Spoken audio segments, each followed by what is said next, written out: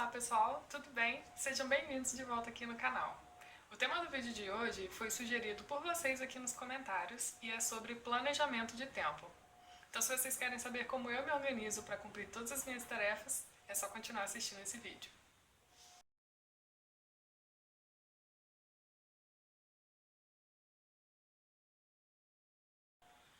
Bom pessoal, a Stephanie deixou um comentário aqui num dos últimos vídeos perguntando sobre como eu organizo meu tempo, né, as minhas tarefas, porque ela tem que estudar e trabalhar, tem muitas coisas para fazer e às vezes ela fica um pouco frustrada por não conseguir, né, atingir todos os objetivos dela, assim, no quesito de fazer tudo, né, ter pouco tempo e fazer muita coisa. Então é sobre isso que eu vou falar um pouco com vocês hoje. Bom, para vocês entenderem melhor o que eu faço hoje, eu preciso voltar um pouquinho no tempo com vocês e contar como eu era. Bom, há um tempo atrás, quando eu estava mais pro começo da faculdade, eu era a procrastinadora oficial. Assim, eu sempre deixava tudo para a última hora. Eu sempre fiz muitas matérias e eu não digo que eu estudava tipo de uma noite na noite anterior para a prova no outro dia. Isso eu só fazia realmente se eu não tivesse como estudar antes. Mas eu deixava para poucos dias antes, tipo uma semana e tal, e o trabalho que passaram um mês atrás eu fazia 3 dias antes. E assim, para algumas pessoas isso é normal, mas eu sempre me preocupei muito com a qualidade com a qualidade do conhecimento. E eu acredito que se eu estudasse mais tempo antes, ou se eu estudasse ao longo do semestre, eu fixaria melhor aquele conhecimento, porque era isso que importava para mim durante a faculdade. Então, eu sempre ficava muito frustrada, porque eu achava que eu poderia ter tirado uma nota melhor que aquela se eu tivesse estudado antes. E, enfim, eu acho que muitas pessoas conhecem essa realidade. E assim eu fui levando, até que eu consegui meu primeiro estágio. E o meu primeiro estágio não era na cidade em que eu morava. Eu morava a 2 horas da empresa onde eu ia estagiar e eu tinha que acordar 4 horas da manhã todos os dias, chegava em casa às 8 horas da noite e tinha que acordar no outro dia 4 horas da manhã de novo. E enquanto eu estava fazendo esse estágio, já estava mais pro meio do período, né? Quando eu consegui o estágio, já estava mais pro meio do período e eu estava fazendo 7 disciplinas. Então eu decidi faltar todas as aulas, vim aqui ir na universidade só para fazer a prova e fazer o estágio, porque eu queria muito, era uma coisa que eu gostava muito. Então, foi aí que eu não tive escolha. Eu tinha que chegar em casa, 7h30, 8 horas da noite, comer alguma coisa, estudar até meia-noite e tentar dormir pelo menos de meia-noite às 4. Então foi que eu percebi que, tipo assim, não adiantava me lamentar, que eu tinha muita coisa pra fazer, que eu tinha pouco tempo e tal. Eu tinha que fazer. Então, eu comecei a anotar o que eu precisava fazer em uma agenda e eu sentava e fazia. Simplesmente isso. Eu sei que vai parecer boçal, mas é realmente isso que eu faço. Eu sento e faço aquilo que eu tenho pra fazer.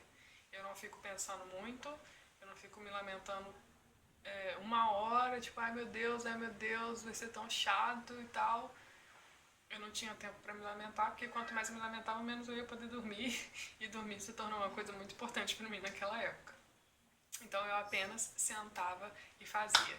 E depois que eu me mudei, né, daquela cidade, moro atualmente na cidade onde eu estagio, eu continuo fazendo a mesma coisa. Eu tento anotar o que eu tenho para fazer no próximo dia ou nos próximos dias e vou fazendo.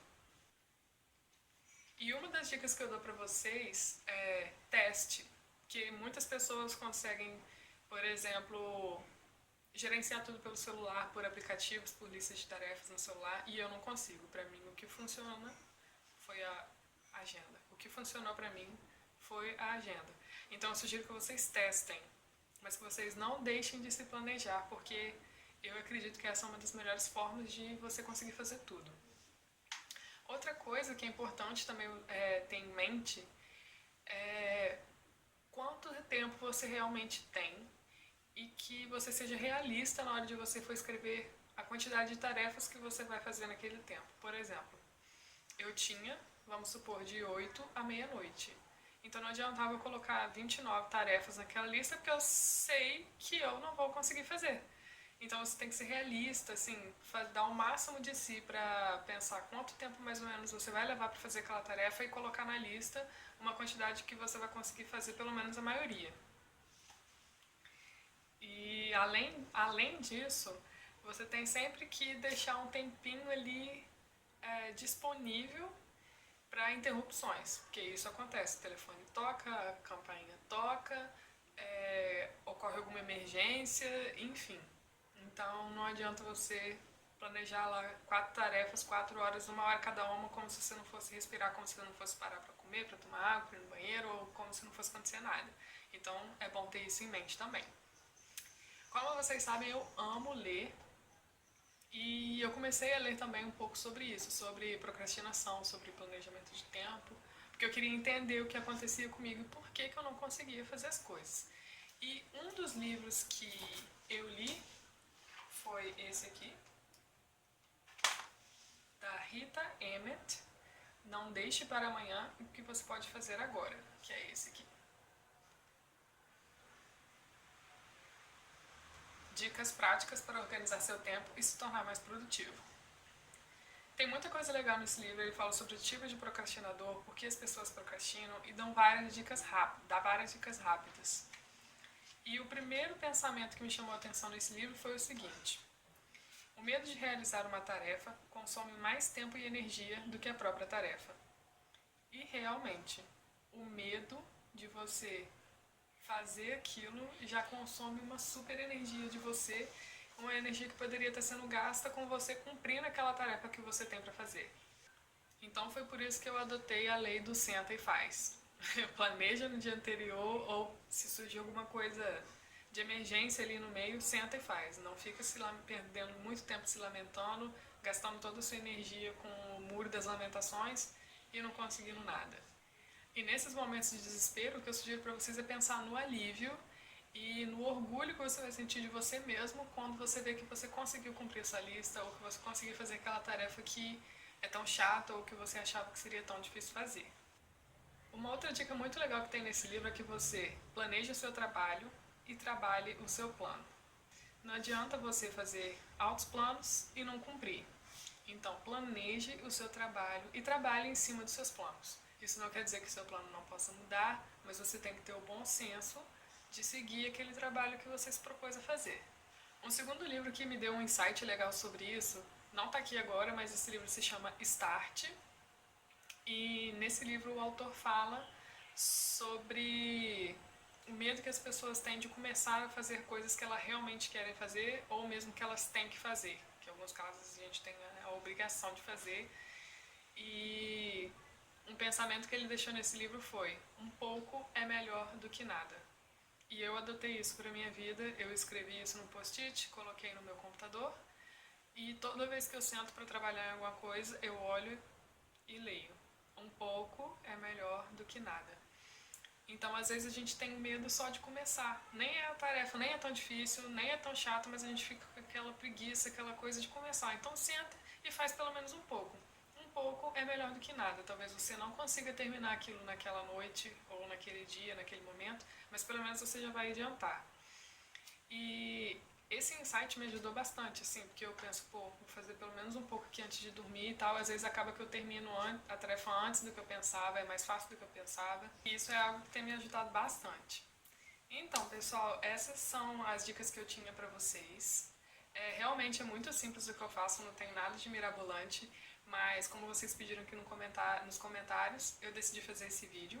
Não foi fácil pra mim começar a me organizar melhor, então não desanimem se no começo as coisas não derem certo. Persistam, porque os resultados com certeza vão ser positivos. Se você é novo aqui no canal, não deixe de se inscrever, ou se você já viu outros vídeos e não se inscreveu, se inscreva aqui no canal para você receber em primeira mão os vídeos que eu estou publicando. Acesse também o meu blog, eu vou deixar aqui embaixo, é jessicapedias.wordpress.com. E me siga também nas redes sociais. Minha página no Facebook é facebook.com/pediasjessica. Meu Instagram Jéssica P. Dias, e o meu Snapchat também.